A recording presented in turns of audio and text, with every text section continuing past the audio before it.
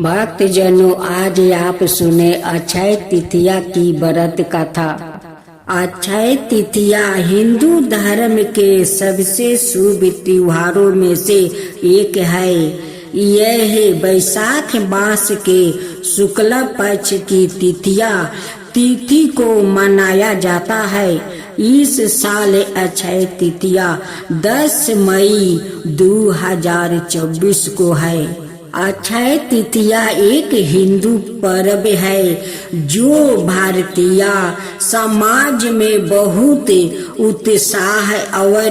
उत्साह के साथ मनाया जाता है।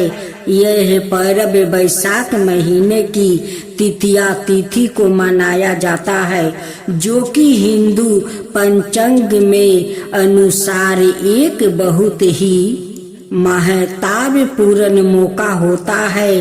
अक्षय तृतीया का अर्थ है अक्षय, यानी अछूत, जो कभी नहीं बिगड़ने वाला है।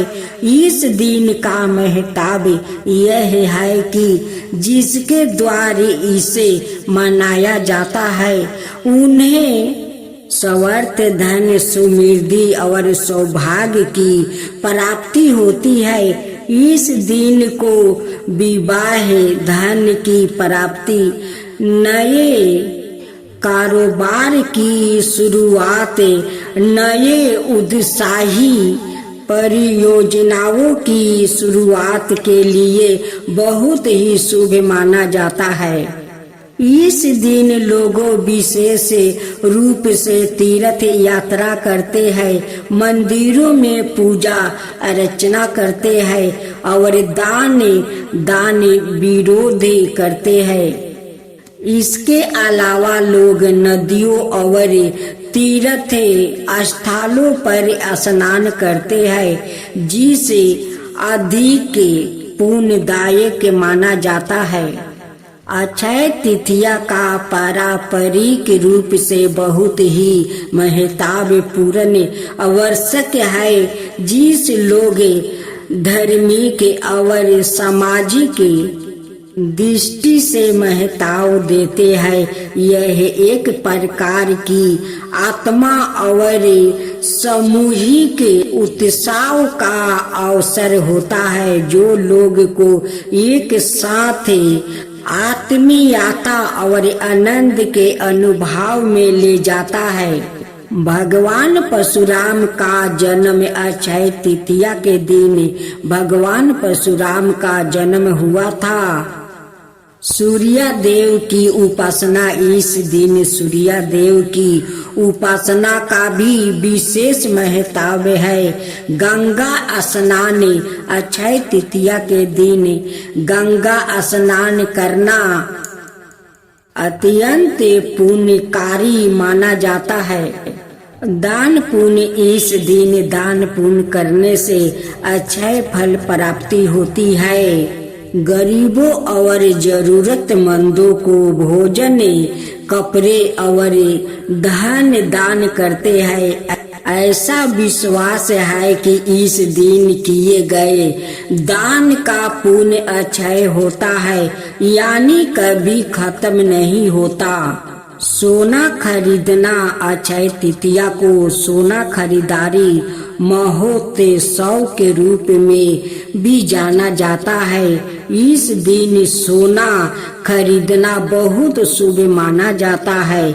ऐसा माना जाता है कि इससे समृद्धि और सौभाग्य प्राप्ति होती है। पूजा लोग भगवान विष्णु, गणेश और देवी लक्ष्मी की पूजा करते हैं। वो मंदिरों में जाते हैं और देवताओं को फूल, मिठाई और फल चढ़ाते हैं। कुछ लोग भगवान का आशीर्वाद प्राप्ति करने के लिए इस दिन उपवास रखते हैं। कुछ लोग पूरा दिन उपवास रखते हैं, जबकि कुछ लोग दिन में केवल एक बार भोजन करते हैं। अक्षय तृतीया के दिन पेड़ पौधों लगाना भी बहुत शुभ माना जाता है। ऐसा माना जाता है कि इस दिन पेड़ लगाने से परायण को लाभ होता है और साथ ही साथ पुण्य भी प्राप्ति होती है। सभी लोगों अपने घरों को रंगोली, फूलों और दियों से सजाते हैं, मीठे आयोजन बनाते हैं। लोग इस दिन विशेष रूप से लड्डू, गुलाब जामुन और नए मीठे आयोजन बनाते हैं। सामाजिक कार्यक्रम कई जगहों पर इस दिन सामाजिक कार्यक्रम आयोजित किया जाता है, जैसे कि भजन कीर्तन, रक्तदान करते हैं। अब कथा सुनते हैं। पौराणिक कथा के अनुसार एक बार भगवान श्री कृष्णा और कुंती पुत्र अर्जुन गंगा नदी के तट पर बैठे थे। तभी वहां से एक गरीब ब्राह्मण आया और उनसे भिक्षा मांगने लगा। भगवान श्री कृष्णा ने ब्राह्मण को कुछ भी नहीं दिया, लेकिन अर्जुन ने उसे एक फल दे दिया। फल लेने के बाद ब्राह्मण क्रोधित हो गया और उसने अर्जुन को श्राप दे दिया कि वो 1 बरस तक भिक्षा मांग कर ही अपना जीवन व्यतीत करेगा। अर्जुन को अपनी गलती का एहसास हुआ और उन्होंने भगवान श्री कृष्ण से क्षमा मांगी। भगवान श्री कृष्ण ने उन्हें बताया कि अक्षय तृतीया के दिन भगवान परशुराम की पूजा करने से उनका श्राप दूर हो जाएगा। अर्जुन ने भगवान परशुराम की पूजा की और उनका श्राप दूर हो गया। जब युधिष्ठिर ने श्री कृष्ण से अक्षय तृतीया के महत्व के बारे में पूछा तो श्री कृष्ण ने बताया कि यह दिन बहुत ही शुभ है। जो भी व्याकृत दोपहर से पहले अनुष्ठान करेगा, स्नान करेगा और जरूरतमंदों को दान करेगा, उसे बहुत लाभ मिलेगा। यह सौरण योग की शुरुआत का प्रतीक है। भक्तजनों, अब आप सुने अक्षय तृतीया व्रत कथा। एक समय की बात है, विष्णु शर्मा नाम का एक गरीब किसान अपने परिवार के साथ एक छोटे से गांव में रहता था। वो प्रतित दिन कड़ी मेहनत करता था, लेकिन कभी भी उसके पास अपने परिवार का भरण पोषण करने के लिए पर्याप्त पैसा नहीं होता था। एक दिन उन्होंने जल्दी उठकर खुद को पवित्र स्नान से शुद्ध किया और फिर देवताओं की सच्ची प्रार्थना करने के लिए मंदिर में चला गया। गहरी भक्ति के साथ उन्होंने देवी देवताओं, विशेषकर भगवान विष्णु और देवी लक्ष्मी का आशीर्वाद लिया। अपनी पूजा पूरी करने के बाद वो घर लौटा और उसे अपने दरवाजे पर बाहर सोने का एक छोटा सा टुकड़ा मिला। वो आश्चर्यचकित हो गया था और सोच रहा था कि यह वहाँ कैसे पहुँचा, लेकिन उन्होंने इसे ईश्वर का आशीर्वाद माना और उसका उपयोग अपने खेत के लिए बीज खरीदने के लिए किया। उन्होंने यह देखकर आश्चर्य हुआ कि उस वर्ष फसल की पैदावार सामान्य से बहुत अधिक थी। उन्होंने अतिरिक्त उपयोजन बेची और अच्छा लाभ कमाया। अगले वर्ष उन्होंने लाभ को अपने खेत में निवेश किया और फिर उपयोजन और भी अधिक हो गई। वर्षों में विष्णु शर्मा का एक समृद्ध किसान और धनी व्याकृत बन गया। उन्होंने अक्षय तृतीया के आशीर्वाद को हमेशा याद रखा और हर साल पूजा करना जारी रखा। उन्होंने इस शुभ दिन पर अपनी कुछ संपत्ति गरीबों और जरूरतमंदों को दान में भी दे दिया। इस प्रकार विष्णु शर्मा की कहानी हमें सिखाती है कि अक्षय तृतीया पर अच्छे कर्म करने और दिव्य आशीर्वाद प्राप्ति करने से व्याकृत जीवन में समृद्धि और सफलता प्राप्ति कर सकता है। जय हो गंगा मैया की जय हो। एक गरीब ब्राह्मण था। ब्राह्मण देव बहुत गरीब था। वो भिक्षा मांगकर अपना परिवार को पोषण पालन करता था। ब्राह्मण देव बहुत दूर दूर भिक्षा मांगने चले जाते कि दूर नहीं जाऊंगा तो मुझे ज्यादा तो दक्षिणा नहीं मिलेगा, दूर दूर जाऊंगा तभी तो मुझे बहुत सारा दक्षिणा मिलेगा, तो हमारा परिवार को पोषण पालन अच्छा से हो जाएगा। ब्राह्मण देव अपना परिवार को कभी दुख तकलीफ नहीं देते, अपना परिवार को हमेशा खुशी खुशी रखते। एक दिन ब्राह्मण देव भिक्षा मांगकर घरे आते हैं और अपना ब्राह्मणी से कहते हैं कि सुनते हो जी, देखो काल सब लोग बैसाखी स्नान करने जाते हैं, हम लोग भी चलेंगे। ब्राह्मणी कहती है कि आपका खुशी के लिए मैं कहीं भी चलने के लिए तैयार हूँ, चलिए हम लोग भी बैसाखी स्नान करेंगे। ब्राह्मण देव अपना परिवार को लेकर बैसाखी स्नान करने चल देते हैं। रास्ते में माँ गंगा एक बुढ़िया का रूप धारण कर लेती है।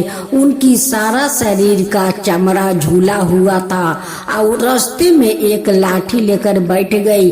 जितने लोग जाते वो सभी से कहती कि बेटा मुझे थोड़ा पानी पिला दे, बेटी थोड़ा पानी पिला दे, लेकिन कोई उन्हें पानी नहीं पिलाया। ब्राह्मण देव अपना परिवार को लेकर उसी रास्ते से जा रहे थे। जब उस बूढ़ी माँ के पास पहुँचा, बूढ़ी माँ कहने लगी कि बेटा मुझे बहुत जोर का प्यास लगा है, देख मेरा गला सूखा गया है, कोई मुझे पानी नहीं देता है, बेटा तू पानी पिला देगा। ब्राह्मण देव कहने लगे कि माता मैं जरूर आपको पानी पिला दूंगा। आप इस धूप में क्यों बैठी हो माता?